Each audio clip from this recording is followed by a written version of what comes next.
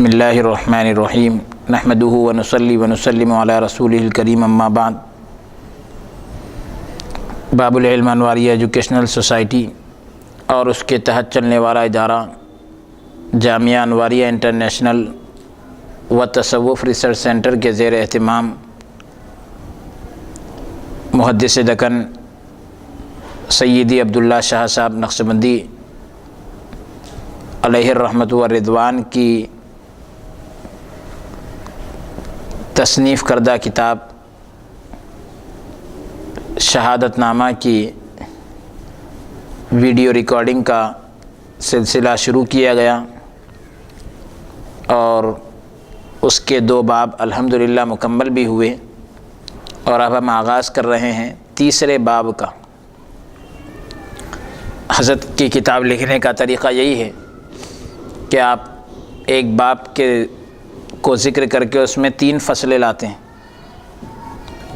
اور اس طرح سے یہ کتاب کے اندر میں سمجھتا ہوں کہ 6 باب ذکر کیے گئے، 6 ابواب ہیں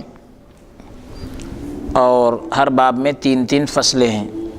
تو پہلی فصل جو اس تیسرے باب کے اس میں لائے ہیں وہ ہے سیدنا علی رضی اللہ تعالیٰ عنہ کے بارے میں لائے۔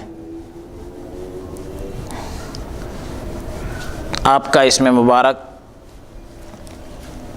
اور لقب اور کنیت اور حلیہ شریف بیان کریں گے پہلی فصل میں۔ حضرت لکھتے ہیں کہ اگر آپ لوگ خدا کے دوستوں کا نمونہ دیکھنا چاہتے ہوں تو آؤ میں آپ کو خدا کے دوستوں کا سردار دکھاتا ہوں، جن کا اسم مبارک علی رضی اللہ عنہ ہے۔ اور فرماتے ہیں فارسی کے اندر لکھی ہوئی عبارت کا ترجمہ ہم آپ کے سامنے پیش کرتے ہیں کہ حضرت علی رضی اللہ عنہ کا نام مبارک منہ کا مقصود یعنی منہ کا مقصد ہے اور زبان کی زینت ہے۔ حضرت علی رضی اللہ عنہ کا نام منہ کا مقصد اور زبان کی زینت، اور آپ کا نام مبارک دل کو آرام دینے والا اور جان کو راحت، یعنی راحت کے معنی بھی چین اور آرام کے آتے ہیں، تو دل کو بھی آرام دیتا ہے اور جان کو بھی آرام دیتا ہے۔ آرام دل و راحت جاں است نام او، کہ حضرت علی رضی اللہ عنہ کا نام دل کو بھی آرام دیتا ہے اور جان کو بھی آرام دیتا ہے۔ آپ کا جو لقب ہے امیر النحل، بیضۃ البلد، یعصوب الدین، حیدر کرار، اتنے القابات ہیں آپ کے، اور آپ کی کنیت ابو الحسن بھی ہے اور ابو تراب بھی ہے۔ آپ کا حلیہ شریف دکھانا چاہتا ہوں تاکہ آپ تصور جمائیں، تو کیا عجب ہے کہ حضرت علی رضی اللہ عنہ کی متبرک یعنی مبارک صورت نظر آ جائے، یہ کیا تعجب کی بات ہے۔ یعنی یہ کوئی دور کی بات نہیں اور یہ کوئی ناممکن نہیں،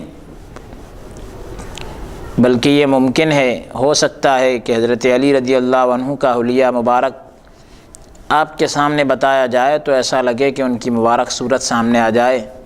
تو بتلا رہے ہیں، حضرت لکھتے ہیں کہ آپ یعنی حضرت علی رضی اللہ عنہ لمبے قد کے تھے، ہائٹ جو ہے آپ کی لمبے قد کے نہیں تھے، مطلب یہ کہ کچھ قد میں ذرا کم تھے۔ آپ کی آنکھیں بڑی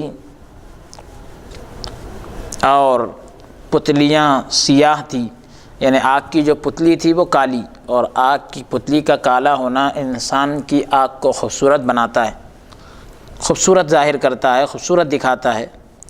تو آپ کی آنکھیں بڑی اور آنکھوں کی جو پتلیاں ہوتی ہے وہ کالی تھی ایک دم، جو بیچ میں سفید آنکھ کے بیچ میں جو کالا حصہ نظر آ رہا ہے اس کو پتلی کہتے ہیں۔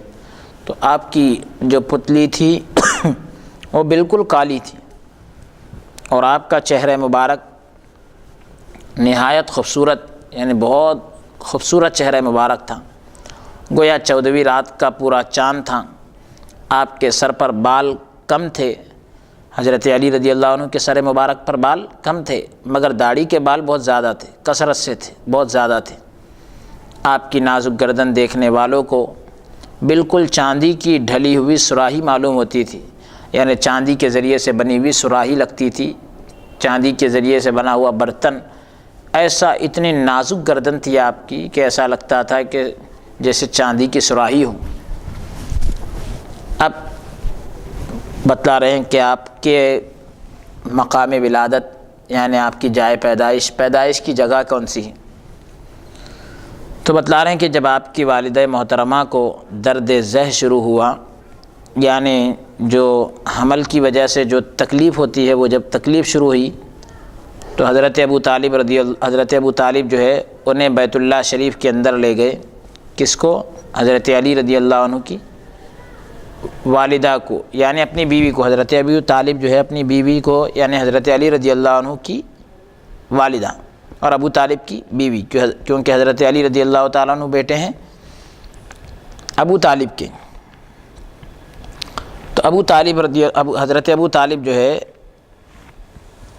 اپنی بیوی کو، یعنی حضرت علی رضی اللہ عنہ کی ماں کو، والدہ کو بیت اللہ شریف کے اندر لے کر گئے۔ کب؟ جب کہ ان کو تکلیف شروع ہوئی، وہاں نہایت سہولت سے زچگی ہوئی، یعنی بچے کی پیدائش ہوئی۔ اس لحاظ سے آپ کا مقام ولادت بالکل اندرون کعبہ، یعنی کعبہ شریف کے اندر مکہ مکرمہ میں آپ کی ولادت ہوئی۔ اسی لیے حضرت علی رضی اللہ تعالیٰ عنہ کا نام جب لکھا جاتا ہے تو آپ کے نام کے ساتھ مولود کعبہ بھی لکھا جاتا ہے، یعنی کعبے میں آپ کی ولادت ہوئی اور یہ شرف آپ ہی کو حاصل ہے، اس وجہ سے آپ کو مولود کعبہ کہا جاتا ہے۔ آپ کا یوم ولادت یعنی آپ کی پیدائش کی تاریخ جمعہ کا دن اور تاریخ جو ہے 10 تاریخ تھی، رجب کا مہینہ تھا، اور عام الفیل کے 10ویں سال میں آپ کی پیدائش ہوئی۔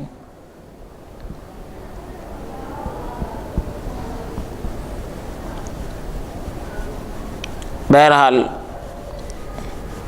عام الفیل کے پہلے سال ہوئی یا 10 سال ہوئی، لیکن یہ بات یقینی ہے کہ رجب المرجب کا مہینہ تھا اور اس کی 10 تاریخ اور جمعہ کا دن تھا۔ حضرت علی رضی اللہ تعالیٰ عنہ کس طرح اسلام لائے؟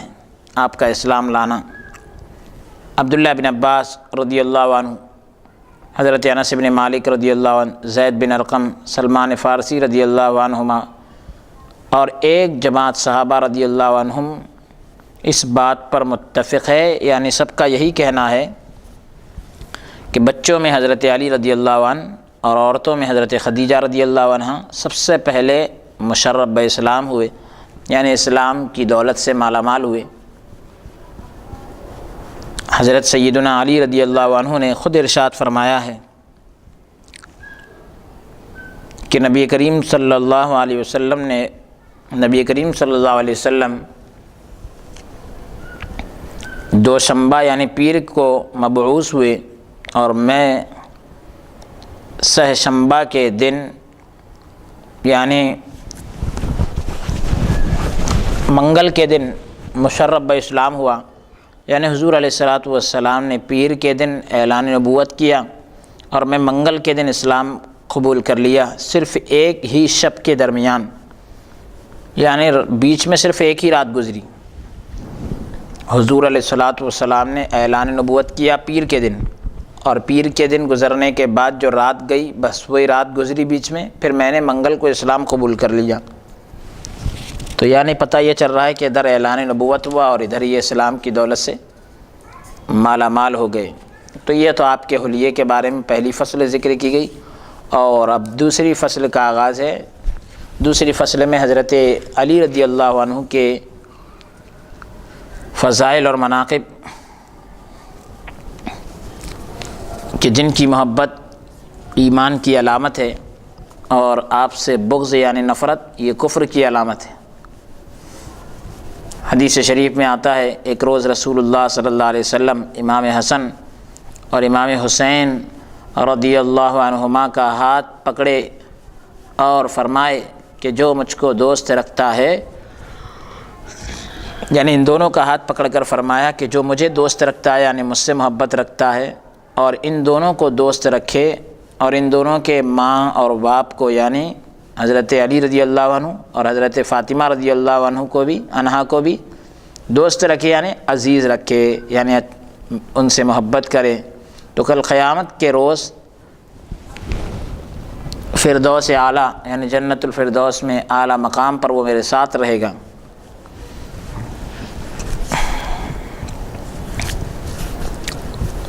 حدیث شریف میں آتا ہے کہ ایک روز رسول اللہ صلی اللہ علیہ وسلم تشریف فرماتے کہ اتنے میں حضرت علی رضی اللہ عنہ تشریف لائے۔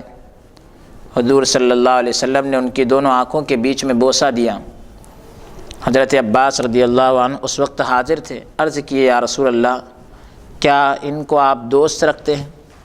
حضور صلی اللہ علیہ وسلم نے ارشاد فرمایا ہاں۔ چچا حضرت عباس رضی اللہ عنہ حضور کے چچا تھے، تو فرمایا کہ چچا جان میں حضرت علی رضی اللہ عنہ کو بہت دوست رکھتا ہوں، یعنی ان سے بہت محبت رکھتا ہوں، تو میں نہیں جانتا کہ مجھ سے زیادہ ان کو اور کوئی دوست رکھتا ہوگا، یعنی مجھے نہیں لگتا کہ مجھ سے زیادہ کوئی اور ان سے اتنی محبت کرتا ہوگا جتنی میں محبت کرتا ہوں، شاید ہی کوئی اتنی محبت کرے۔ تو چچا حضرت عباس رضی اللہ عنہ سے مخاطب ہو کر کہہ رہے ہیں کہ چچا ہر پیغمبر کی اولاد اللہ تعالیٰ نے اس کی پشت میں رکھا، مگر میری اولاد علی رضی اللہ عنہ کی پشت میں ہے، یعنی حضور صلی اللہ علیہ وسلم کے ظاہری حیات مبارکہ میں آپ کی جو اولاد تھی حضرت قاسم، طیب اور طاہر رضی اللہ عنہم وغیرہ، یہ سب کے سب جو ہے بچپن میں ہی انتقال کر گئے۔ تو حضور صلی اللہ علیہ وسلم فرماتے ہیں کہ ہر نبی کی اولاد کو اللہ تعالیٰ نے اس کی پشت میں رکھا، یعنی اس کی اولاد کو باقی رکھا، مگر میری اولاد حضرت علی رضی اللہ عنہ کی پشت میں ہے، یعنی میری اولاد میری جو نسل ہے وہ میرا خاندان ہے حضرت علی رضی اللہ عنہ سے چلے گا۔ اس کے بعد آپ نے دعا فرمائی کہ الہی تو دوست رکھ اس کو جو علی رضی اللہ عنہ کو دوست رکھتا ہے، اور تو دشمن ہو جا اس کا جو حضرت علی رضی اللہ تعالیٰ عنہ کا دشمن ہے۔ ابن عباس رضی اللہ عنہما فرماتے ہیں کہ حضرت علی رضی اللہ عنہ کی محبت گناہوں کو اس طرح کھا جاتی ہے جس طرح آگ جو ہے ایندھن کو کھا جاتی ہے، یعنی جیسے آگ کیسا لکڑی کو کیسا کھا جاتی ہے، کوئلے کو کیسا کھا جاتی ہے، اسی طرح حضرت علی رضی اللہ عنہ کی محبت گناہوں کو کھا جاتی ہے۔ حضرت انس رضی اللہ عنہ فرماتے ہیں کہ میں اور حضرت بلال رضی اللہ عنہ حضرت علی رضی اللہ عنہ کے ساتھ بازار گئے۔ حضرت علی رضی اللہ عنہ کئی خربوزے خریدے۔ جب ہم سب مل کر مکان پر واپس ہوئے تو حضرت علی رضی اللہ عنہ ایک خربوزہ تراشے، یعنی ایک تربوزہ کاٹے اور چکھے۔ حضرت علی رضی اللہ عنہ ایک تربوزہ کاٹ کر چکھے، خربوزہ کاٹ کر چکھے تو وہ کڑوا تھا۔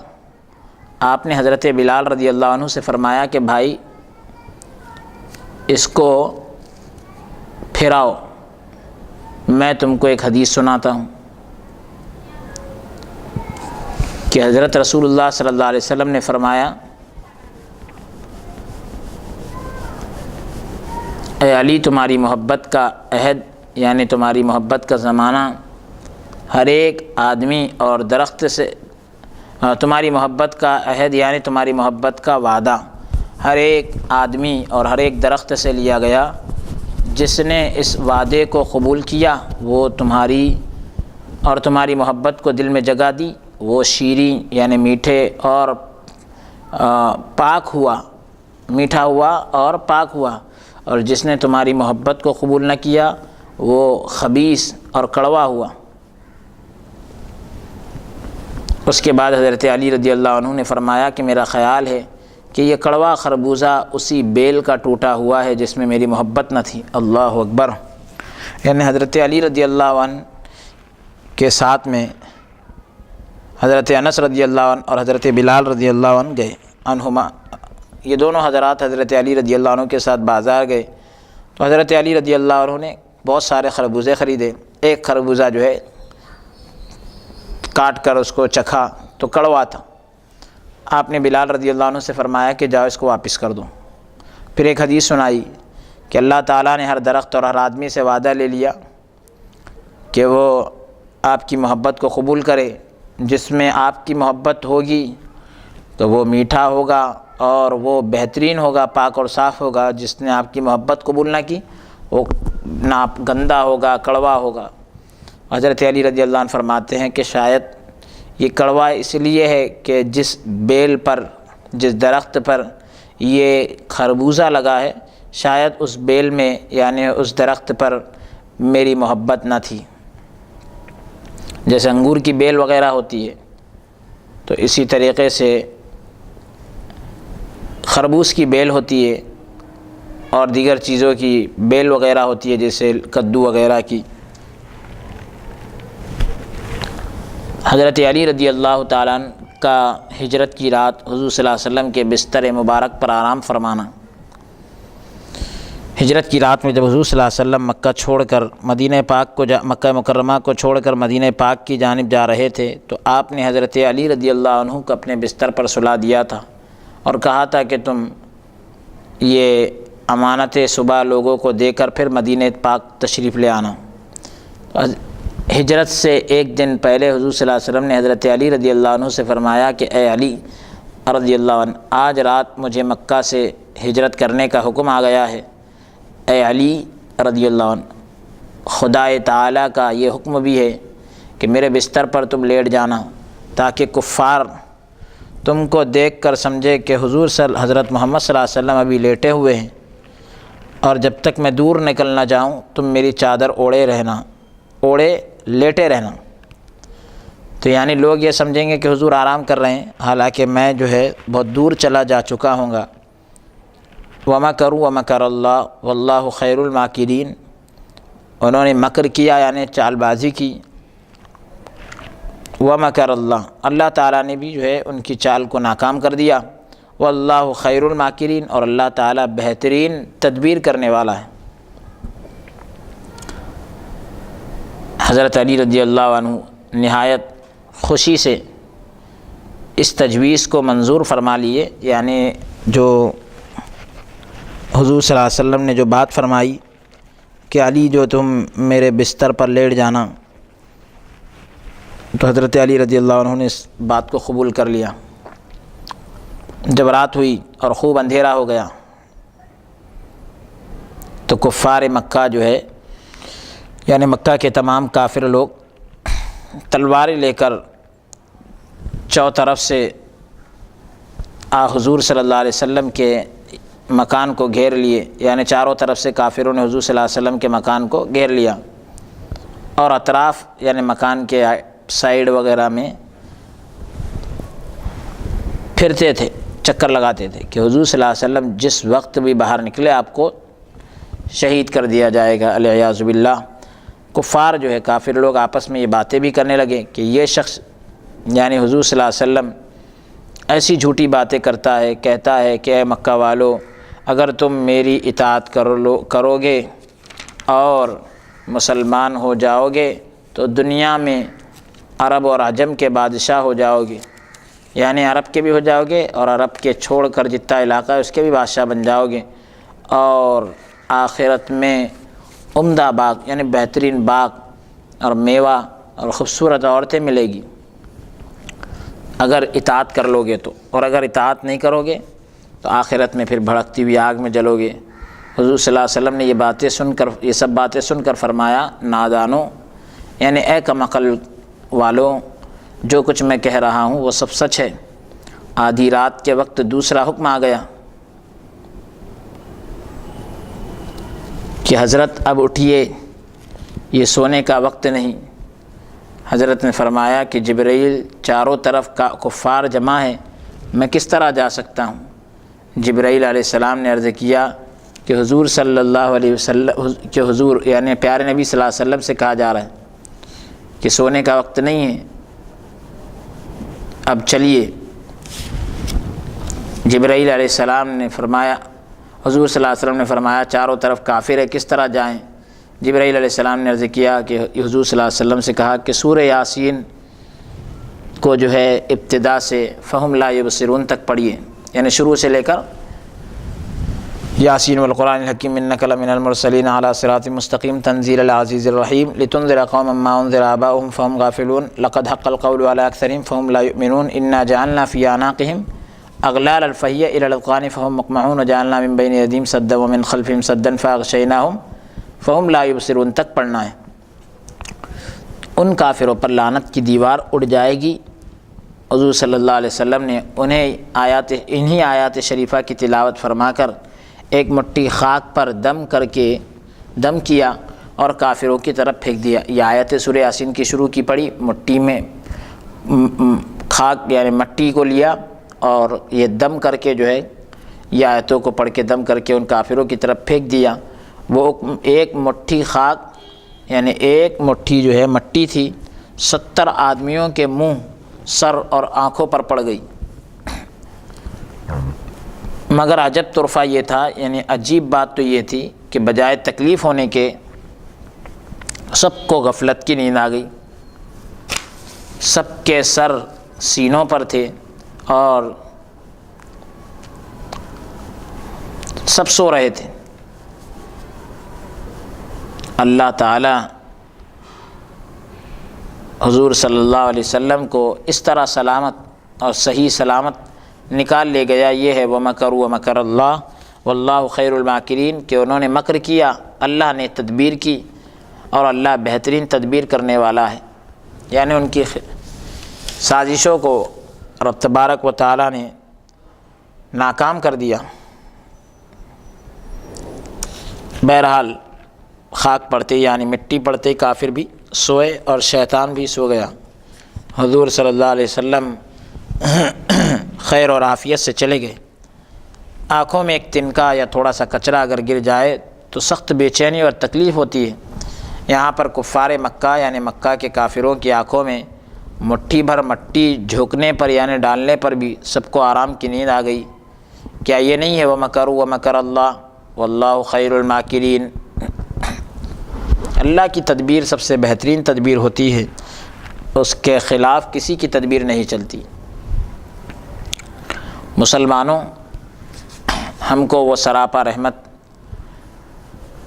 پیغمبر صلی اللہ علیہ وسلم ملے، یعنی ہم کو ایسے رحمت والے پیغمبر ملے کہ جن کے غصے برے ہاتھ سے دشمنوں پر خاک پڑتی ہے تو اس خاک سے ان کو راحت اور آرام ملتا ہے، یعنی آرام مل رہا ہے اس خاک سے جو نبی پاک صلی اللہ علیہ وسلم کے ہاتھ سے گئی ہے۔ بلا محبت بھرے مبارک ہاتھ مسلمانوں کی مغفرت کی دعا کے لیے اٹھ جائیں تو خیال کیجئے کہ اس کا اثر کیا ہوگا۔ اللہ اکبر۔ الغرض حضور صلی اللہ علیہ وسلم یعنی حضور بہرحال کہنے کا مقصد یہ ہے کہ حضور صلی اللہ علیہ وسلم اطمینان سے تشریف لے گئے اور حضرت سیدنا علی رضی اللہ عنہ حضور صلی اللہ علیہ وسلم کی چادر مبارک اوڑے آپ کے بستر مبارک پر لیٹ گئے۔ اللہ تعالی نے حضرت جبرائیل علیہ السلام اور حضرت میکائیل علیہ السلام سے فرمایا ہم نے تم کو بھائی بھائی بنایا ہے، بتاؤ اب تم میں سے کون اپنی عمر دوسرے کو دینا چاہتا ہے؟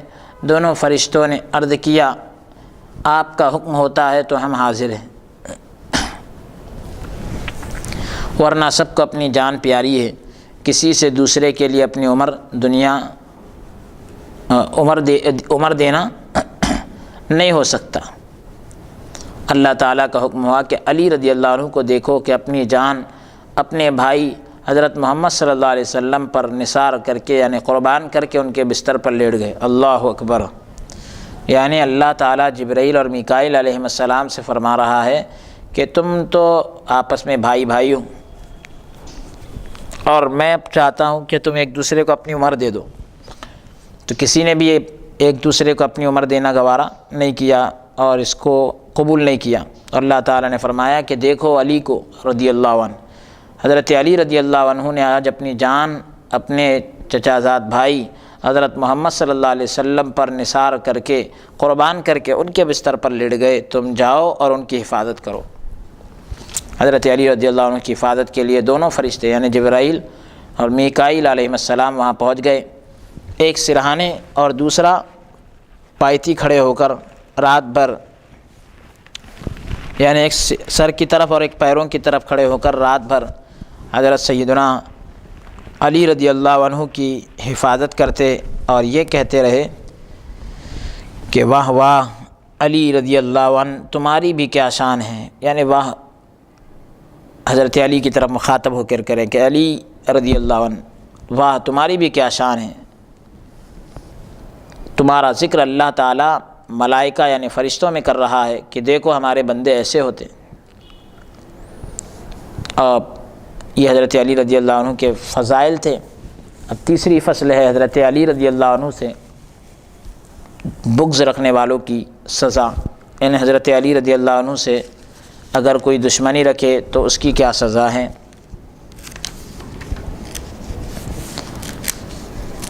ایک بزرگ فرماتے ہیں کہ میں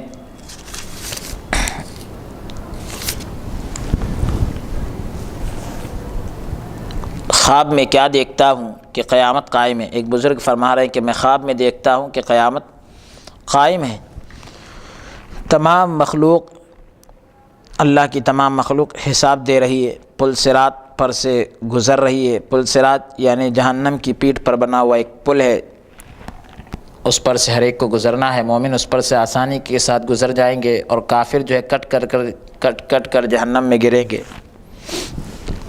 تو بہرحال حساب اور کتاب چل رہا ہوگا، پل صراط پر سے لوگ گزر رہے ہیں۔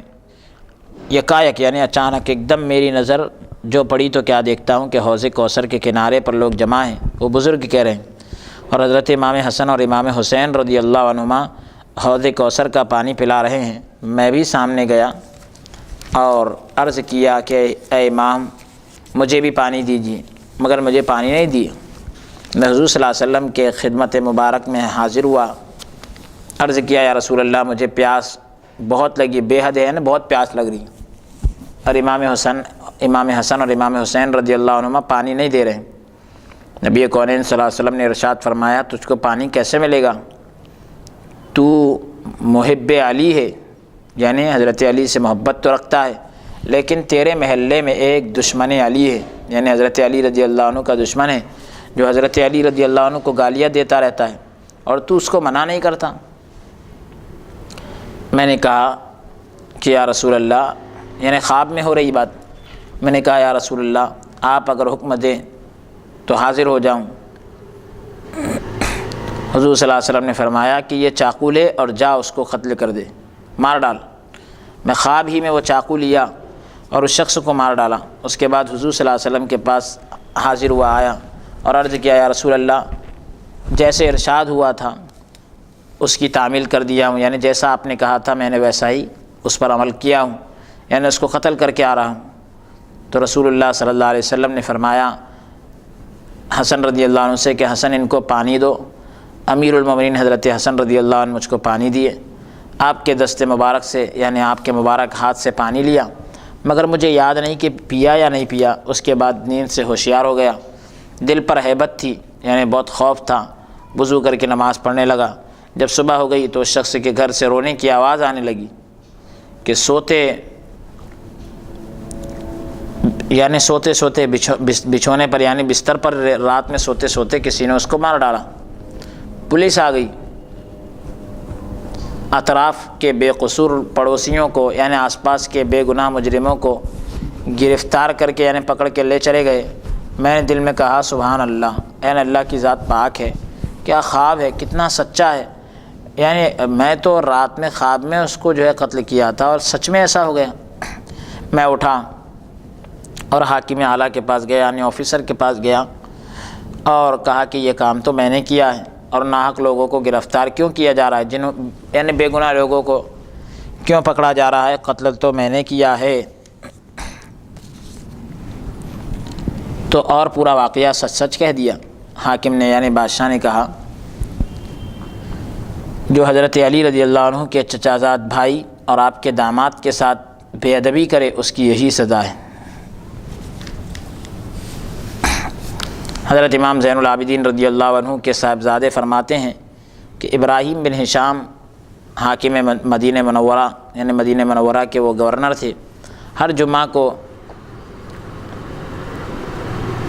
ہم سب لوگ جو ہے اہل بیت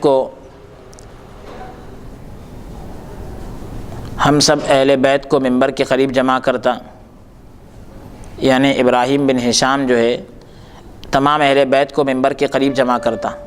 اور یہ واقعہ کون بتا رہے ہیں؟ حضرت امام زین العابدین کے صاحبزادے فرما رہے ہیں کہ ابراہیم بن ہشام جو مدینہ منورہ کا گورنر تھا ہر جمعہ کو تمام اہل بیت کو ممبر کے پاس جمع کرتا، اکٹھا کرتا، اور امیر المومنین سیدنا حضرت علی رضی اللہ عنہ کے شان مبارک میں گستاخی کیا کرتا تھا، برا بھلا کہتا تھا۔ ایک مرتبہ جمعہ کے دن حسب معمول یعنی معمول کے مطابق سیدنا حضرت علی رضی اللہ عنہ کو برا بھلا کہہ رہا تھا اور میں جو ہے اونگ رہا تھا۔ امام زین العابدین کے صاحبزادے فرما رہے ہیں کہ وہ برا بھلا کہہ رہا تھا اور میں اونگ رہا تھا، یعنی نیند کے جھونکے آ رہے تھے۔ تو خواب میں کیا دیکھتا ہوں کہ حضور صلی اللہ علیہ وسلم کی قبر مبارک شق ہو گئی، یعنی پھٹ گئی، قبر کھل گئی، اور اس میں سے سفید لباس پہنے ہوئے ایک صاحب برآمد ہوئے، یعنی اوپر آئے، اور انہوں نے مجھ سے کہا کہ اس حاکم یعنی گورنر کے کہنے سے تمہیں غمگین یعنی غمزدہ نہیں ہونا چاہیے، آنکھ کھولو دیکھو اس کے ساتھ کیا کیا گیا۔ میں نے آنکھ کھولی، کیا دیکھتا ہوں کہ حاکم یعنی گورنر حضرت علی رضی اللہ عنہ کو جو برا بھلا کہہ رہا تھا اچانک وہ بدبخت ممبر سے گرا اور مر گیا۔ تو جو نالائق حضرت علی کے بغض کے پیالے سے ایک گھوٹ پیتا ہے، یعنی حضرت علی رضی اللہ عنہ کے بغض میں حضرت علی کو برا بھلا کہتا ہے، وہ ساقی جو فنا کا پانی پلانے والا ہے اس کو زہر دے کر ہلاک کرتا ہے۔ حضرت علی رضی اللہ عنہ سے بغض رکھنے والے کا آج یہ حال ہے تو کل قیامت میں نامعلوم کہ اللہ کے غضب سے کیسے بچے گا۔ تو اس طریقے سے یہ تیسری فصل تھی تیسرے باب کی۔ اس باب میں فصلیں کچھ زیادہ ہے۔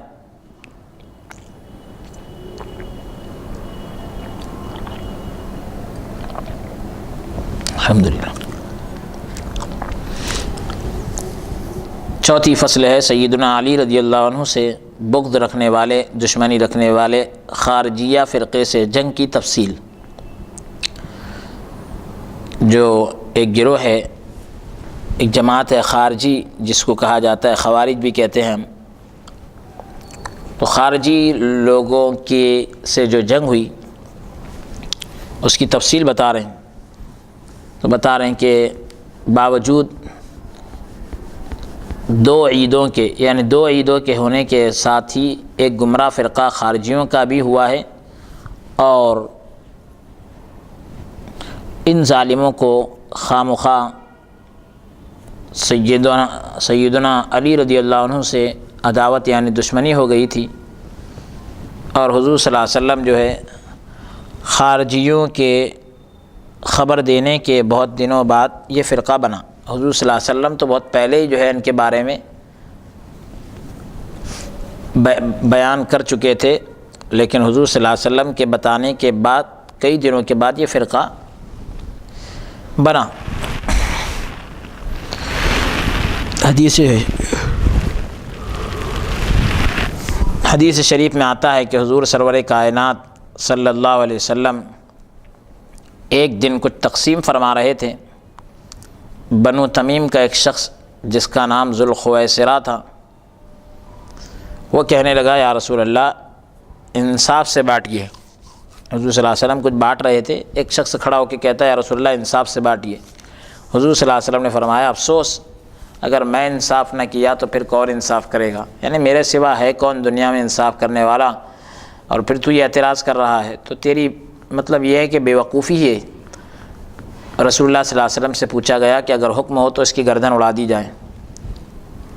حضور صلی اللہ علیہ وسلم نے ارشاد فرمایا ایک وقت ایسا آئے گا کہ اس کے ساتھ اس کے ایسے دوست جمع ہو جائیں گے کہ تم اپنی نماز اور روزے کو ان کی نماز اور روزے کے سامنے حقیر جانو گے، کم سمجھو گے، یعنی ان کی نمازوں کو زیادہ سمجھو گے اور اپنی نمازوں کو ہلکا سمجھو گے۔ ایسے لوگ اس کی نسل میں پیدا ہوں گے۔ یہ لوگ قرآن تو پڑھیں گے مگر قرآن ان کے حلق سے نیچے نہیں اترے گا، وہ اسلام سے ایسے نکلے ہوں گے جیسے تیر کمان سے نکل جاتی ہے۔ اس کا مطلب کیا ہے کہ تیر جو ہے کمان سے نکل گئی، یا بعض روایت میں کہ شکار سے نکل گئی، تو اب شکار سے جب تیر نکل جاتا ہے تو تیر کو جب باہر نکالا جاتا ہے تو ایک دم فریش رہتا ہے، اس پر کوئی چیز لگی ہوئی نہیں رہتی، نہ گوشت رہتا ہے نہ ہڈی رہتی ہے۔ عام طور پر کبھی کبھی ایسا ہوتا ہے کہ خون بھی نہیں لگتا لیکن وہ جو ہے آر پار ہو جاتی ہے۔ تو یہ لوگ بھی جو ہے دین کے اندر رہتے ہوئے دین سے ایسے نکل جائیں گے جیسے وہ تیر جو ہے شکار میں سے باہر آ جاتا ہے، یعنی بالکل دین کا نام و نشانی سے نہیں ہوگا، یہ حال ہے۔ ان کا افسر یعنی ان کا سربراہ، ان کا نگراں، ان کا لیڈر ایک ایسا شخص ہوگا جس کا رنگ سیاہ یعنی کالا، اور ایک بازو عورتوں کے پستان کے مانند ہوگا، اور اس پر کچھ بال بھی ہوں گے جس طرح گھوس کے دم پر ہوتے ہیں، اور وہ دنیا کے بہترین فرقے سے مقابلہ کرے گا، یعنی ایمان والوں سے یہ لوگ لڑیں گے، مقابلہ کریں گے۔ خارجی فرقے سے حضرت علی رضی اللہ عنہ کی پھر جنگ ہوتی ہے۔ سیدنا علی رضی اللہ عنہ کے زمانے مبارک میں یہ فرقہ پیدا ہوا، آپ سے مخالفت شروع کی۔ آخر میں جب نوبت جنگ کی پہنچی تو سیدنا علی رضی اللہ عنہ حضرت ابن عباس رضی اللہ عنہما کو بھیج کر بہت تفہیم کرائے، یعنی بہت سمجھائے۔ جب حضرت ابن عباس یعنی عبداللہ ابن عباس رضی اللہ عنہما سے وہ فرقہ راضی نہیں ہوا تو خود حضرت علی رضی اللہ عنہ کے پاس پہنچ کر فرمائے کہ کم از کم اتنا تو کرو کہ تم مجھ سے جنگ نہ کرو، میں بھی تم سے جنگ نہیں کروں گا۔ مگر ظالموں نے اس خوش اخلاقی کی کچھ قدر نہ کی، اچھے اخلاق کی قدر نہیں کی، کوئی ویلو نہیں سمجھی، اور ورنہ ایک بادشاہ وقت کو اتنی نرمی کی کیا ضرورت تھی، یعنی حضرت علی رضی اللہ عنہ کو اتنی نرمی کی کیا ضرورت تھی۔ بہرحال الغرض کہنے کا مقصد یہ کہ ان لوگوں نے جنگ کی تیاری شروع کر دی، اور یہ ارادہ کر لیے کہ سیدنا حضرت علی رضی اللہ عنہ جب کسی دوسری جنگ میں مصروف ہیں تو اس وقت کوفہ پر حملہ کر کے کوفہ لوٹ لیں۔ حضرت علی رضی اللہ عنہ جب کسی دوسری جنگ میں مصروف رہیں اس وقت کوفے پر حملہ کر کے کوفہ کو کیا کرنا ہے، لوٹ لینا ہے۔ اب تو مجبوراً سیدنا حضرت علی رضی اللہ عنہ کو بھی فوجیں لے کر چلنا پڑا۔ اس پر بھی آپ نے دوبارہ حضرت ابن عباس رضی اللہ عنہما کو بھیج کر فہمائش کی، یعنی سمجھائے، کچھ تو توبہ کیے، کچھ لوگ مان لیے، مطلب مابقی یعنی باقی لوگ جنگ کے لیے آمادہ ہو گئے، تیار ہو گئے۔ اب آمادہ جنگ ہونے والوں کے لیے یعنی جنگ کے لیے تیار ہونے والوں کے لیے سیدنا حضرت علی رضی اللہ عنہ فوجیں لیے ہوئے یعنی فوج کو لے کر نہروان کی طرف بڑھے۔ نہروان ایک جگہ کا نام ہے۔ تو راستے میں ایک عبادت خانہ تھا، راہ میں یعنی راستے میں ایک عبادت خانہ تھا۔ وہاں کے پجاری نے کہا کہ اے مسلمانوں کے امیر، وہاں کے پجاری نے، راستے میں جو عبادت خانہ تھا تو وہاں کے پجاری نے کہا کہ اے مسلمانوں کے امیر ٹھہر جاؤ، لشکر کو آگے مت بڑھاؤ۔ حضرت علی رضی اللہ عنہ سے کہا جا رہا ہے اس وقت مسلمانوں کا ستارہ، اس وقت جو ہے مسلمانوں کا ستارہ گرا ہوا ہے، جب یہ ستارہ عروج پر ہوگا یعنی بلندی پر آئے تو اس وقت جنگ کرنا۔ حضرت علی رضی اللہ عنہ کہنے لگے، فرمائے کہ تم کو علم آسمانی کا دعویٰ ہے، یعنی آسمانی علم کا اگر تم دعویٰ کر رہے ہیں تو ذرا ایک کام کرو، اچھا بتاؤ فلاں ستارے کی سیر کی کیا کیفیت ہے، یعنی فلاں ستارے کے چلنے کی اور اس کی گردش کی کیفیت بتاؤ۔ تو اس پجاری نے کہا کہ میں نے تو آج تک ایسا نام بھی نہیں سنا، جو ستارے کا آپ نام بتا رہے ہیں وہ ایسا نام بھی نہیں سنا۔ اس کے بعد حضرت علی رضی اللہ عنہ نے اور چند سوالات فرمائے، یعنی اور تھوڑے اور سوالات کیے، کوسچنز کیے، کسی کا بھی جواب نہ دے سکا۔ تو حضرت علی رضی اللہ عنہ نے فرمایا کہ تم کو علم آسمانی کی پوری خبر نہیں ہے، یعنی آسمان کے علم کی پوری خبر تم کو نہیں ہے۔ تو اس سے یہ بھی پتہ چل رہا ہے کہ حضرت علی رضی اللہ عنہ کو آسمانوں کے علم کی بھی خبر تھی۔ اب پھر بتایا کہ اچھا زمین کی چیزوں کے بارے میں بتاؤ، زمین کی چیزوں سے ریلیٹڈ چیزوں کے بارے میں پوچھتا ہوں، بتاؤ تمہارے قدم کے نیچے کیا ہے، تمہارے پیروں کے نیچے کیا ہے؟ تو اس نے کہا کہ نہیں معلوم۔ آپ نے فرمایا ایک برتن ہے، اس میں ایک سکے کی اتنی اشرفیاں ہیں، اس سکے کی اتنی اشرفیاں ہیں۔ اس نے کہا کہ آپ کو کیسے معلوم؟ یعنی زمین کے اندر کیا گڑا ہے یہ حضرت علی رضی اللہ عنہ بتا رہے ہیں، جو مصطفیٰ جان رحمت صلی اللہ علیہ وسلم کے جانثار صحابی اور خلیفہ ہیں، خلیفہ رابع، چوتھے خلیفہ ہیں۔ ان کے علم کا انداز دیکھے کہ زمین کے اندر کی چیز بتا رہے ہیں، کہ ایک آدمی سے پوچھ رہے ہیں کہ تیرے پیر کے نیچے کیا ہے، وہ کہہ رہا ہے مجھے نہیں معلوم۔ فرمایا کہ ایک برتن ہے، اس میں اس سکے کی اتنی اشرفیاں ہیں۔ اس نے کہا آپ کو کیسے معلوم؟ آپ نے فرمایا اس جنگ میں جو کچھ ہونے والا ہے اس کی خبر رسول اللہ صلی اللہ علیہ وسلم دے چکے ہیں۔ تو جس طرح تمہارے واقعے کی خبر دیے ہیں، اسی طرح حضور صلی اللہ علیہ وسلم یہ بھی فرما چکے ہیں کہ میرے لشکر کے صرف 10 شخص شہید ہوں گے، اور یعنی 10 لوگ شہید ہوں گے، اور خارجیوں کے لشکر کے سب لوگ مارے جائیں گے، صرف 10 بچیں گے۔ ہمارے صرف 10 شہید ہوں گے اور تمہارے صرف 10 بچیں گے، باقی پورے ہلاک ہو جائیں گے، یہ مطلب ہے۔ اور ہمارے صرف 10 شہید ہوں گے، باقی سب بچ جائیں گے، تمہارے باقی سب مر کے 10 بچیں گے۔ اس پجاری کے قدم کے نیچے کھودا گیا، زمین کھودی گئی، تو واقعی ایک برتن میں اسی سکے کی اتنی ہی اشرفیہ نکلی جتنے آپ فرمائے تھے۔ وہ پجاری جو ہے فوراً مسلمان ہو گیا۔ جندب بن عبداللہ رضی اللہ عنہ کہتے ہیں کہ مجھے حضرت سیدنا علی رضی اللہ عنہ کے متعلق کبھی شک نہیں ہوا، کبھی کوئی ڈاؤٹ نہیں ہوا۔ میں ہمیشہ حضرت سیدنا علی رضی اللہ عنہ کو حق پر سمجھتا رہا، لیکن خارجیوں کے مقابلے کے وقت، یعنی خارجیوں سے جب لڑائی ہوئی، اس وقت مجھے شک ہونے لگا تھا کہ آپ اس معاملے میں حق پر ہے یا نہیں۔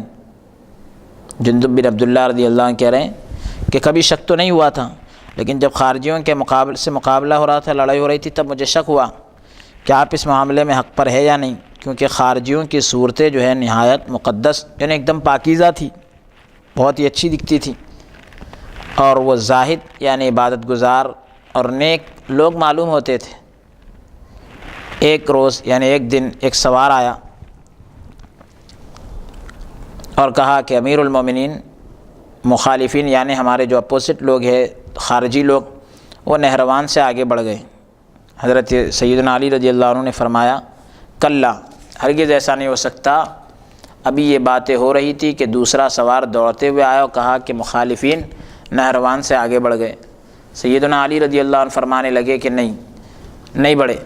سوار نے کہا واللہ میں نے ان کو بڑھتے ہوئے دیکھ آیا ہوں۔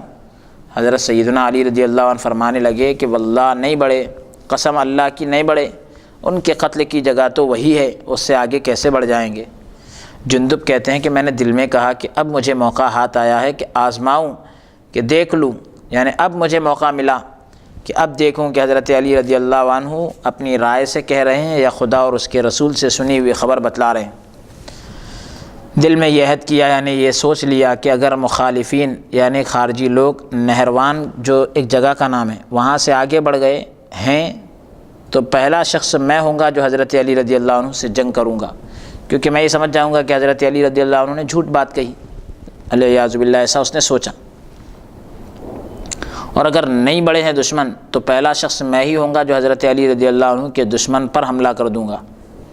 جب ہم وہاں پہنچے تو ویسا ہی پایا جیسا کہ حضرت علی رضی اللہ عنہ نے فرمایا تھا کہ مخالفین کا یعنی خارجیوں کا ایک بھی سپاہی نہروان سے آگے نہیں بڑھا۔ دشمنوں کی فوج کا ایک بھی شخص کیا ہوا؟ نہروان سے آگے نہیں بڑھا، بلکہ سب کے سب نہروان پر ہی تھے۔ حضرت سیدنا علی رضی اللہ عنہ میرا شانہ ہلا کر فرمائے، یعنی میرا مونڈا پکڑ کر ہلایا اور فرمانے لگے کہ جندب اب تو ہمارا حق پر ہونا تم کو معلوم ہوا۔ میں نے کہا بے شک، یعنی دل کی بات آپ بتا رہے ہیں، بے شک امیر المومنین آپ حق پر ہیں۔ اور اس کے بعد جنگ شروع ہو گئی۔ صبح ظفر از مشرق انوار برآمد، یعنی فتح مندی یعنی کامیابی کی صبح نورانی مشرق سے نکلی، کامیابی کی صبح نورانی یعنی کامیابی کی چمکتی ہوئی صبح مشرق کی سمت سے نکلی، حاجت مندوں کے لیے یعنی ضرورت مندوں کے لیے اندھیری رات آخر ہوئی۔ الغرض بہرحال مقصد یہ ہے کہ سیدنا علی رضی اللہ عنہ کو فتح یعنی کامیابی حاصل ہوئی، اور سیدنا علی رضی اللہ عنہ کا ارشاد بھی پورا ہوا، اور سیدنا علی رضی اللہ عنہ کی طرف کے صرف 10 شخص یعنی 10 لوگ شہید ہوئے، باقی سب سلامت رہے، سیف رہے، اور مخالفین کے یعنی خارجی کے لوگ جتنے تھے وہ سب مارے گئے، سب کے سب، صرف 10 لوگوں نے بھاگ کر اپنی جان بچائی۔ حضرت سیدنا علی رضی اللہ تعالیٰ عنہ نے فرمایا کہ واللہ یعنی اللہ کی قسم، یہ وہی شخص ہے جس کا ذکر حضور صلی اللہ علیہ وسلم کی پیشن گوئی میں اوپر آ چکا ہے، یعنی آپ نے جو آگے کی خبر دی تھی کہ اس کی نسل میں ایسے لوگ پیدا ہوں گے کہ جو دین سے بالکل خالی ہوں گے، قرآن پڑھیں گے، حلق سے نیچے نہیں اترے گا، تو ان کو ڈھونڈو۔ حضرت علی رضی اللہ عنہ نے فرمایا کہ یہ وہی شخص ہے جس کا ذکر حضور صلی اللہ علیہ وسلم کر چکے ہیں، ڈھونڈو۔ رسول اللہ صلی اللہ علیہ وسلم نے خبر دی کہ اس جنگ میں وہ مارا جائے گا، بہت ڈھونڈا گیا، بہت کچھ ڈھونڈا گیا مگر وہ نہ ملا۔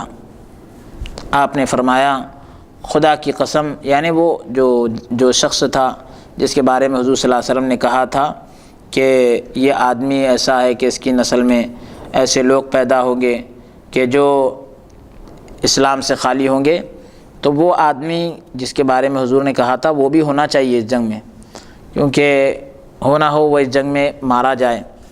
بہت کچھ ڈھونڈا گیا، نہ ملا۔ آپ نے فرمایا حضرت علی رضی اللہ عنہ نے، خدا کی قسم میں جھوٹ نہیں کہتا، نہ مجھ سے جھوٹ کہا گیا ہے، اس جنگ میں اس کا مارا جانا ضروری ہے، پھر ڈھونڈو۔ دوبارہ ڈھونڈا گیا تو وہ 40 مردوں کے نیچے دبا ہوا ملا۔ سبوں نے دیکھ لیا کہ حضرت علی رضی اللہ عنہ نے حضور صلی اللہ علیہ وسلم سے جو سنا تھا وہ سب کچھ سچ ہوا۔ سیدنا حضرت علی رضی اللہ عنہ نے فرمایا کہ فتح کی خبر یعنی کامیابی کی خبر جو ہے کوفہ میں کون پہنچائے گا؟ ابن ملجم نے کہا امیر المومنین میں پہنچاتا ہوں۔ حضرت علی رضی اللہ عنہ نے فرمایا کہ تم اپنا کام کرو۔ کامیابی کی خوشی یعنی فتح جو ملی تو اس کی خوشی میں ہر ایک نے کچھ نہ کچھ تحفہ پیش کیا۔ ابن ملجم جو شخص ہے اس نے بھی ایک قیمتی تلوار پیش کی۔ سیدنا علی رضی اللہ عنہ نے اس سے منہ پھیر لیا، منہ پلٹا لیا آپ نے، اور اس کا تحفہ قبول نہیں فرمائے۔ ابن ملجم نے کہا تنہائی میں یعنی اکیلے میں کہا کہ امیر المومنین یعنی حضرت علی رضی اللہ عنہ سب کے تحفے قبول فرمائے، میرا تحفہ قبول کیوں نہیں ہوا؟ حالانکہ میں نے وہ تلوار پیش کی تھی جس کی عرب میں نظیر نہیں، جس کی عرب میں مثال نہیں۔ حضرت سیدنا علی رضی اللہ عنہ فرمائے کہ میں تجھ سے یہ تلوار کیسے لوں جبکہ اسی تلوار سے تو اپنا مقصد مجھ سے حاصل کرنے والا ہے۔ اللہ اکبر! یہ تلوار تجھ سے کیوں لوں کہ تو ہی تو ہے جو اپنا مقصد اسی تلوار سے پورا کرنے والا ہے۔ یہ سنتے ہی ابن ملجم جو شخص تھا زمین پر گر کر تڑپنے لگا اور عاجزی اور انکساری سے کہنے لگا، عرض کیا یا امیر المومنین، اے امیر المومنین آپ میری نسبت یعنی میرے بارے میں ایسا خیال نہ فرمائیں، میں آپ کے عشق میں وطن اور گھردار چھوڑ کر آپ کے قدموں میں پڑا ہوا ہوں۔ سیدنا علی رضی اللہ عنہ نے فرمایا کہ ہونے والی بات ہے، کیا کیا جائے؟ ابن ملجم نے کہا امیر المومنین آپ کے سامنے کھڑا ہوں، میرے دونوں ہاتھ کاٹنے کا حکم دیجیے۔ حضرت علی رضی اللہ عنہ نے فرمایا ابھی کوئی ایسی بات ہوئی نہیں ہے، میں کیسے قصاص کا حکم دوں مگر مخبر صادق نے جو خبر دی وہ سچ ہونے والی ہے، یعنی سچی خبر دینے والے پیارے نبی صلی اللہ علیہ وسلم نے جو بتایا ہے تو وہ خبر تو ہونے والی ہے۔ اور واقعی حضرت علی رضی اللہ عنہ کو پھر ابن ملجم نے قتل کیا۔ تو بتا رہے ہیں سیدنا علی رضی اللہ تعالیٰ، یہ 5ویں فصل ہے، سیدنا علی رضی اللہ عنہ کے جو قاتل ہے ابن ملجم، انہوں نے جو ہے ایک عورت سے عشق کی وجہ سے حضرت علی رضی اللہ عنہ کو شہید کیا۔ اس عورت کی مناسبت سے اس فصل میں ابتداءً یعنی شروع میں بطور تمہید یعنی ابتدائی کلمات کے طور پر ہر عورت سے نفع اور ضرر یعنی فائدہ اور نقصان ہوتا ہے، اس کو اور اس کے بعد ابن ملجم کے عشق اور حضرت علی رضی اللہ عنہ کے شہید کرنے پر آمادگی یعنی تیار کرنے کو بیان کیا گیا ہے، تیار ہو جانے کو بیان کیا گیا ہے۔ عورت کا نفع اور ضرر حضرت بتلا رہے ہیں، عورت کا فائدہ اور نقصان۔ بعض چیزیں ایسی ہے، تھوڑی چیزیں ایسی ہوتی ہے جو مثل سنبل یعنی سنبل کی طرح زہر ہی زہر ہیں، جیسے شراب اور سیندگی وغیرہ۔ بعض چیزیں یعنی کچھ چیزیں ایسی ہے جو سانپ کی طرح زہر بھی ہے اور تریاق بھی ہے، یعنی سانپ کے اندر جو ہے اللہ تعالیٰ نے ایسے اجزاء رکھے کہ وہ زہر کا توڑ بھی ہے۔ اللہ تعالیٰ کا دوست ایسی چیزوں سے تریاق لیتا ہے، اور شیطان کا دوست جو ہوتا ہے وہ زہر لیتا ہے۔ تریاق مطلب زہر کا علاج۔ ان چیزوں میں جو زہر اور تریاق ہے، ایک عورت بھی ہے، عورت زہر بھی ہے اور تریاق بھی ہے، یعنی زہر کو ختم کرنے کا بھی کام کرتی ہے۔ عورت کا زہر عورت کے لیے اور عورت ہی کی سن کر مرد وہ کام کر گزرتا ہے جس سے دین برباد ہو جاتا ہے، نہ کرنے کے گناہ کرتا ہے۔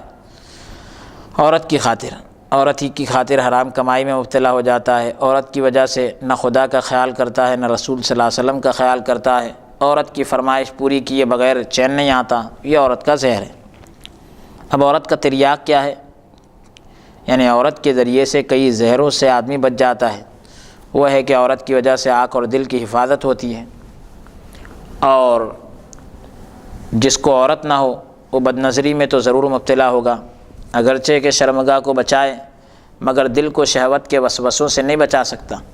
نماز پڑھ رہا ہے، دل میں جماع کے یعنی ہم بستری کے وہ خطرات آ رہے ہیں کہ کسی کے سامنے کہتے ہوئے شرم آئے۔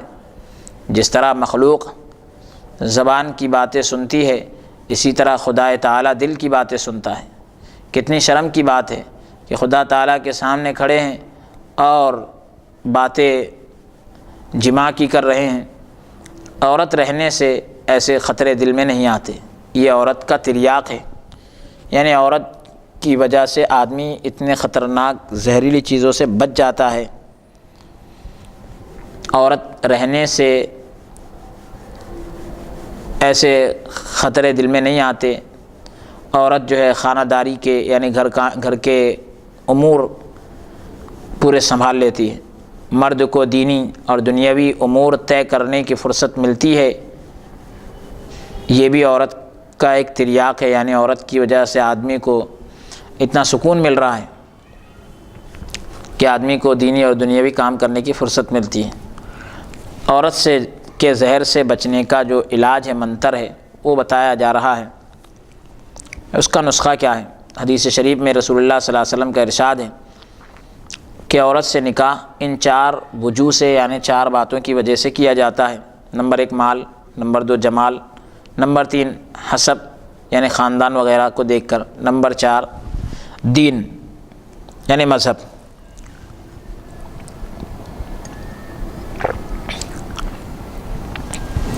تم عورت سے نکاح اس کی دینداری دیکھ کر کرو، مال دیکھ کر کرو، جمال دیکھ کر کرو، یہ اور حسب نسب دیکھ کر کرو۔ یہ 4 باتیں آئی ہیں، لیکن ہم کو جو تعلیم دی گئی وہ کیا دی گئی؟ فظفر بذات الدین تریبت یداک، کہ تم عورت سے نکاح جو ہے دینداری کو دیکھ کر کرو زیادہ، مال جمال حسب نسب کا خیال اتنا زیادہ مت کرو۔ دیندار عورت سے تم کو تریاق ہی تریاق ملے گا، زہر نہیں ملے گا، بلکہ اور زیادہ فائدے کی چیزیں ملے گی۔ زہر کا اپوزٹ جو ہوتا ہے وہ ملے گا، زہر تم کو نہیں ملے گا بلکہ فائدہ ملے گا، نقصان نہیں ملے گا، یہ مطلب ہے۔ خدا تعالیٰ کا دوست یعنی اللہ کے جو نیک بندے ہوتے ہیں وہ عورت سے تریاق لیتے ہیں، اور شیطان کے جو دوست ہوتے ہیں وہ عورت کے زہر میں مبتلا ہو جاتے ہیں۔ اگر آپ ایسا نمونہ اور ایسی مثال دیکھنا چاہتے ہیں کہ شیطان جس کا دوست ہو خدا تعالیٰ کو چھوڑا ہو، گمراہ ہو گیا ہو، تو دنیا کے کیچڑ میں اس کے شہ پر لت پت ہو گئے ہو، نفس اور شیطان کا اس پر غلبہ ہو گیا ہو، خدا تعالیٰ کا کچھ خوف نہ رہا ہو، نفسانی خواہشات کے پیچھے پڑ گیا ہو اور اس پر عورت کا زہر چڑھ گیا ہو، تو سنو وہ کون ہے؟ وہ ابن ملجم شقی بدبخت ہے۔ ابن ملجم کی نسبت حضرت رسول اللہ صلی اللہ علیہ وسلم نے فرمایا کہ علی میں کیا بتاؤں کہ لوگوں میں سب سے بڑا بدبخت کون ہے؟ علی کیا میں بتلاؤں کہ لوگوں میں سب سے بڑا بدبخت کون ہے؟ حضرت علی رضی اللہ عنہ نے فرمایا یا رسول اللہ بتائیے۔ رسول اللہ صلی اللہ علیہ وسلم نے ارشاد فرمایا سب سے بڑے بدبخت دو شخص ہیں۔ گزرے ہوئے لوگوں میں وہ شخص، اگلے لوگوں میں لکھا ہے حضرت نے، مگر یہاں مراد کیا لیں گے ہم؟ گزرے ہوئے لوگوں میں وہ شخص جس نے صالح علیہ السلام کی اونٹنی کو مار ڈالا تھا، جس کی وجہ سے سب پر عذاب آ گیا۔ اور دوسرا میری امت میں وہ شخص بہت بڑا بدبخت ہے اے علی، جو تمہارے چہرے اور داڑھی کو تمہارے خون سے رنگ دے گا۔ اللہ اکبر۔ یہ فرما کر آپ نے اپنا مبارک ہاتھ حضرت علی رضی اللہ عنہ کے سر اور چہرے مبارک پر بھی پھیرا۔ ہائے افسوس، ہائے ابن ملجم کمبخت، تجھ پر عورت کا کیا زہر چڑھ گیا تھا کہ تو نے ایک عورت کی نجس شرمگاہ کے لیے پاک اور مقدس ذات اور خدا تعالیٰ کے تمام دوستوں کے سردار کو، ارے ظالم تو نے شہید کر دیا۔ کل خدا تعالیٰ کو کیا جواب دے گا؟ اللہ عز و جل کو کیا جواب دے گا؟ ابن ملجم کے عشق کی ابتدا بتا رہے ہیں کہ غرض کہ ابن ملجم کامیابی کی خوشخبری سنانے کے لیے کوفہ آیا، اور کوفہ کے تمام محلوں میں فتح کی یعنی کامیابی کی خوشخبری سنا رہا تھا کہ اس کا گزر ایک ایسے محلے سے ہوا جس کے گھر میں گانے بجانے کی آواز آ رہی تھی۔ ابن ملجم اس گھر کے دروازے پر کھڑا خدا کے عذاب سے ڈرا رہا تھا کہ اس گھر سے بنا و سنگار کیے ہوئے چند عورتیں نکلی۔ ان میں ایک عورت ایسی تھی جس کا دل حسن و جمال تمام عرب میں مشہور تھا، جس کا حسن و جمال پورے عرب میں مشہور تھا۔ ایسی خوبصورت عورت اس کے سامنے نکلی اور یہ ابھی کامیابی کا جشن منا کے آ رہا تھا۔ اس عورت کا نام قسطام تھا۔ ابن ملجم کی نظر اس پر پڑتے ہی اس کا عاشق زار ہو گیا، یعنی اس عورت کا عاشق ہو گیا۔ محبت کی بجلی چمکی، صبر ہاتھ سے جاتا رہا۔ ابن ملجم قسطام کے نزدیک یعنی اس عورت کے نزدیک پاس میں آ کر کہتا ہے کہ پیاری نازنین سچ بتا تو کس قبیلے کی ہے؟ اس عورت نے بتایا کہ وہ خارجی ہے، اور جنگ نہروان میں اس کے باپ، بھائی اور دیگر 12 قرابت دار یعنی رشتہ دار، دوسرے 12 رشتہ دار مارے گئے، باپ بھی مارا گیا، بھائی بھی مارے گئے، دوسرے 12 لوگ اور مارے گئے۔ ابن ملجم نے پوچھا کہ تو بے شوہر ہے یا شوہر موجود ہے تیرا، یعنی تو شوہر والی ہے یا بغیر شوہر کے ہے؟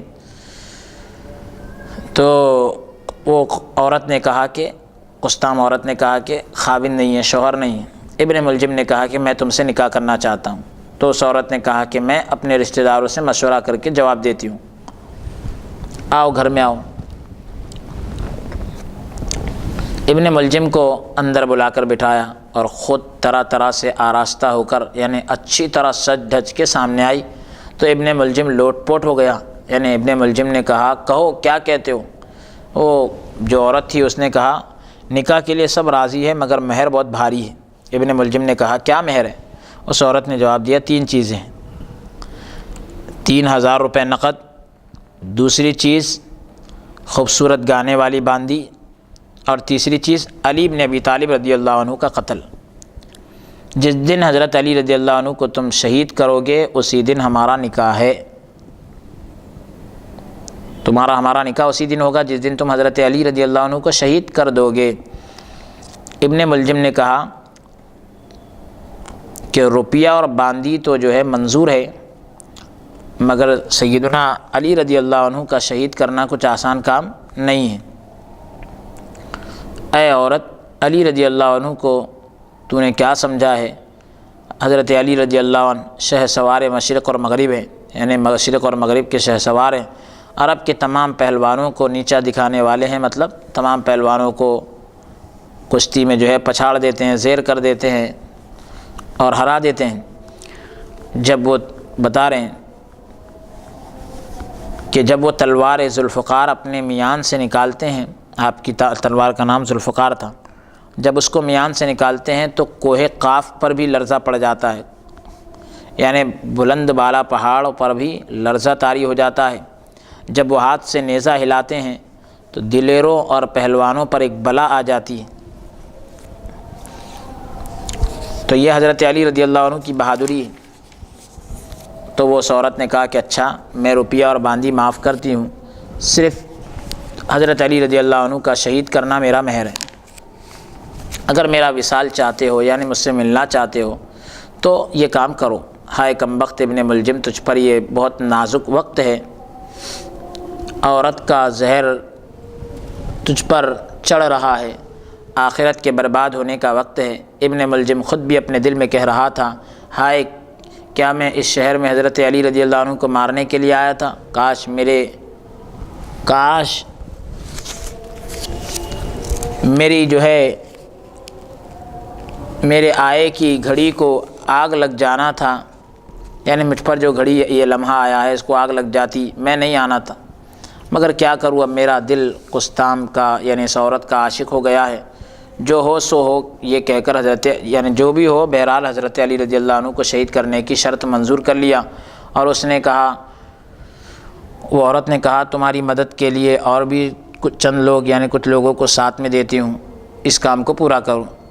ظالم ابن ملجم نے اپنی اس قیمتی تلوار کو جو سیدنا علی رضی اللہ عنہ نے تحفے میں پیش کی، جو سیدنا علی رضی اللہ عنہ کی خدمت میں تحفتاً پیش کیا تھا، کئی بار زہر میں بجھایا اور موقع تاکتا رہا، یعنی وہ تلوار کو زہر میں بجھایا گیا تاکہ خطرناک تلوار ہو جائے اور مارتے ہی آدمی ختم ہو جائے، بس اس کے بعد موقع دیکھتا رہا۔ اور یہ وہی تلوار تھی کہ حضرت علی رضی اللہ عنہ کو دے رہا تھا، تو آپ نے فرمایا کہ یہ تلوار تم رکھو کیونکہ تم اس سے مجھے قتل کرنے والے ہو۔ حضرت علی رضی اللہ عنہ کا کوفے میں ورود، یعنی کوفے میں آپ کا آنا اور خطبہ آپ کا۔ حضرت علی رضی اللہ تعالیٰ عنہ نے جو ہے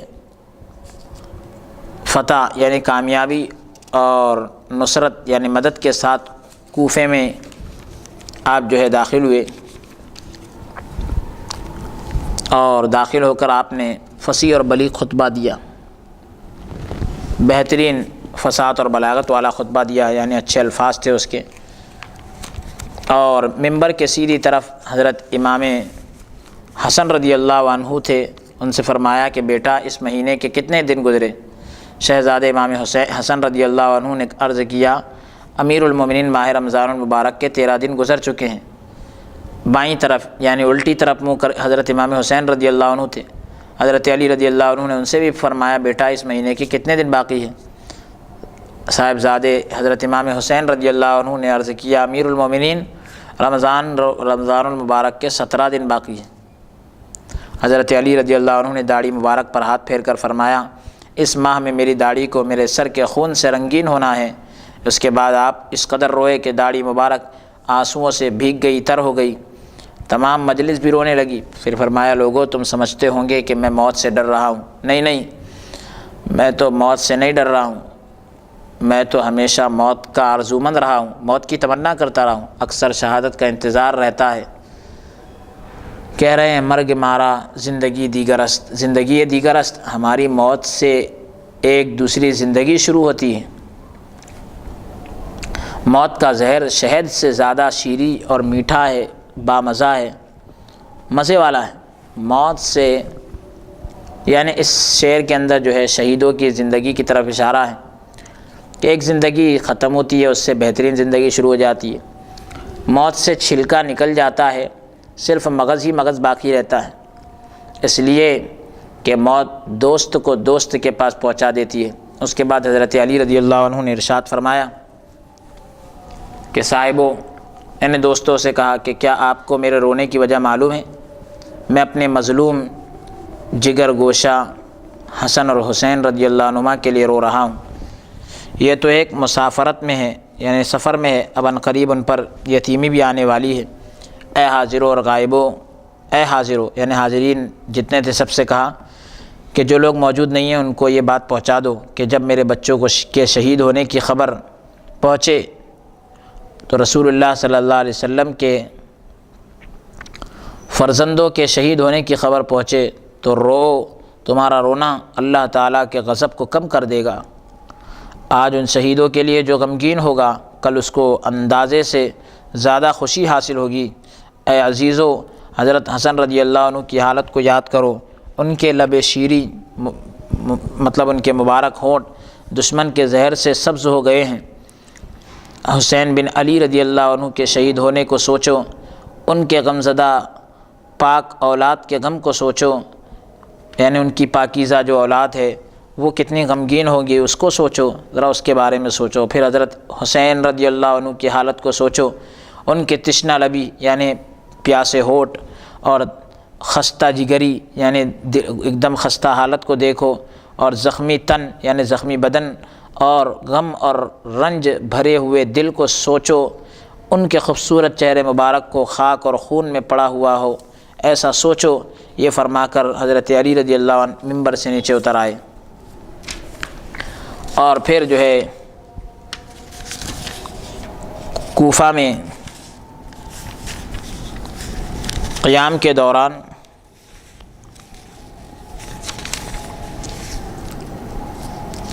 ایک رات حضرت امام حسن رضی اللہ عنہ کے گھر میں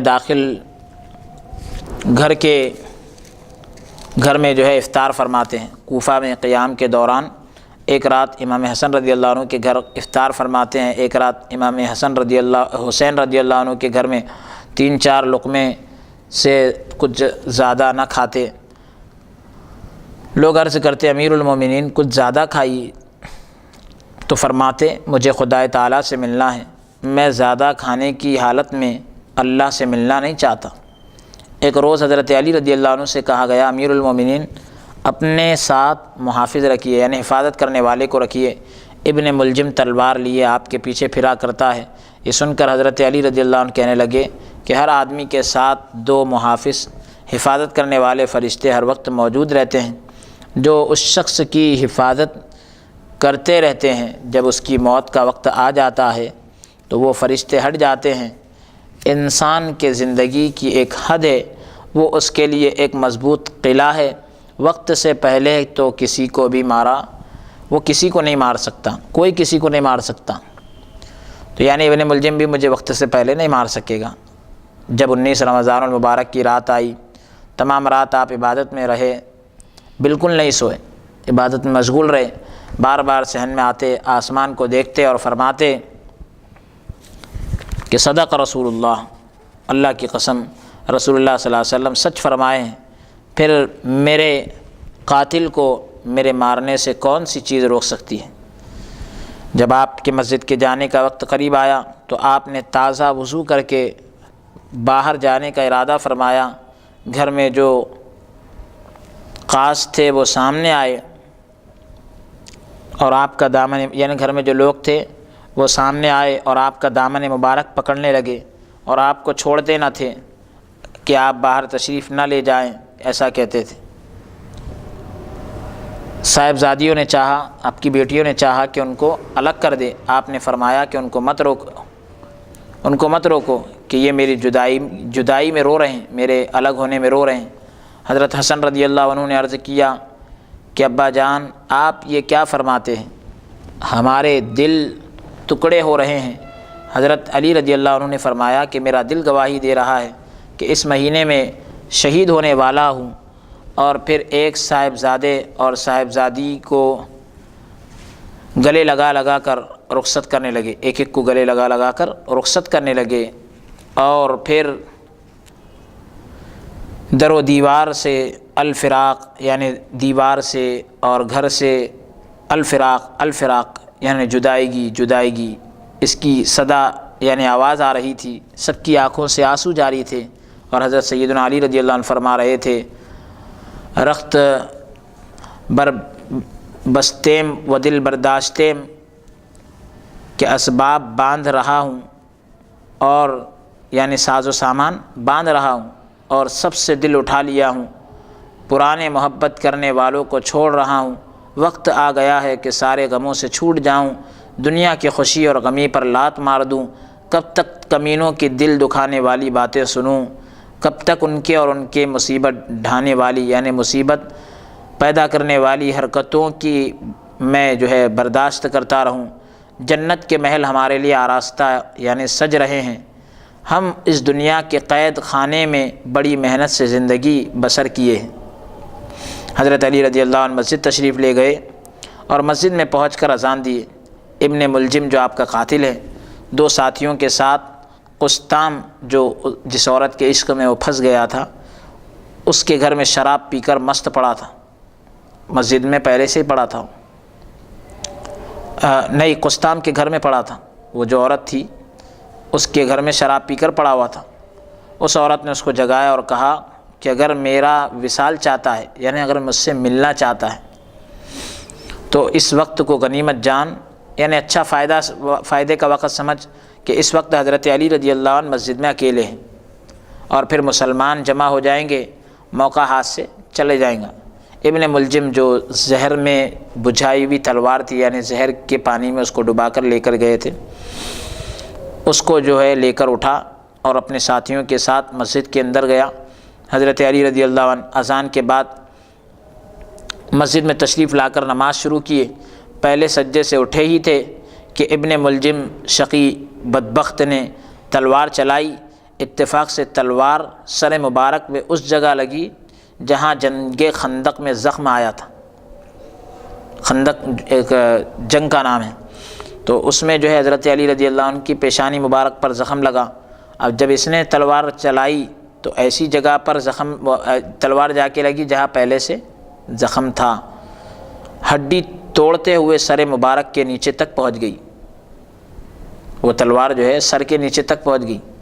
حضرت علی رضی اللہ عنہ نے تلوار کا سخت اور مہلک یعنی ہلاک کر دینے والا زخم کھاتے ہی نعرہ لگایا، فزت برب الکعبہ، رب کعبہ کی قسم میں اپنی مراد کو پہنچ گیا، میں کامیاب ہو گیا۔ اللہ اکبر!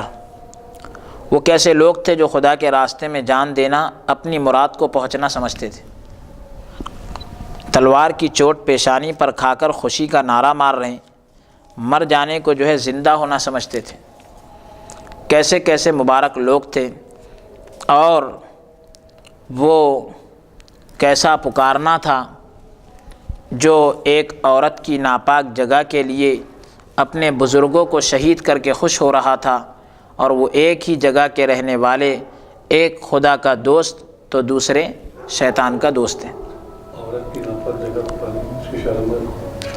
ہاں، عورت کی شرمگاہ کو حاصل کرنے کے لیے یعنی عورت سے فائدہ اٹھانے کے لیے اپنے بزرگوں کو شہادت کر کے خوش ہوا ابن ملجم، حالانکہ دونوں دنیا کے رہنے والے تھے۔ کون؟ حضرت علی رضی اللہ عنہ بھی اور ابن ملجم بھی، لیکن ایک خدا کے دوست بنے اور دوسرا شیطان کا دوست بن گیا۔ تو اس دنیا کے اندر سبھی لوگ رہتے بستے ہیں، لیکن پھر وہی بات حضرت کی آ رہی ہے کہ اللہ تعالیٰ نے دل کو جو ہے نفس اور روح کے بیچ میں بنایا۔